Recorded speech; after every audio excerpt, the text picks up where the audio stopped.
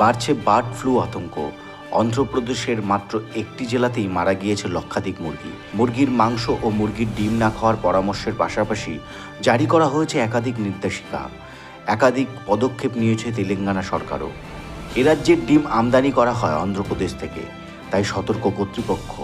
West Bengal poultry ফেডারেশনের সাধারণ সম্পাদক মদন মোহন মাইতি জানিয়েছেন, ডিম ক্ষেত্রে আমরা সতর্কতা রাখছি। নভেম্বর মাস থেকে কন্টামিনেশন সতর্কতা নিয়েছে।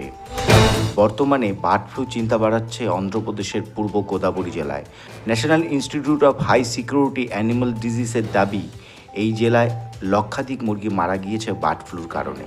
ওই এলাকায় মুরগির মাংস ও ডিমের উপর নিষেধাজ্ঞা জারির নির্দেশিকা দিয়েছে জেলাশাসক প্রি প্রশান্তি। কয়েকদিন মুরগির মাংস এবং মুরগির ডিম না খাওয়ার পরামর্শ দিয়েছেন সাধারণ মানুষকে। সংক্রমণ রুখতে জেলায় একাংশে 3 মাস ধরে বন্ধ রাখা হয়েছে পোলট্রি। পরিযায়ী পাখিদের মাধ্যমে সংক্রমণ ছড়ানোর আশঙ্কা থাকায় বাড়তি সতর্কতা নেওয়া হচ্ছে। সংক্রমণ রুখতে তৈরি করা হয়েছে বিশেষ মেডিকেল ক্যাম্প।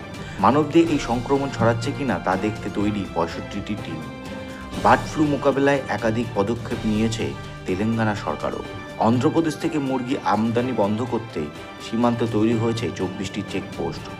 সমস্ত জেলা শাসককে সজাগ থাকার নির্দেশ দিয়েছে প্রশাসন। এই খবর অন্য।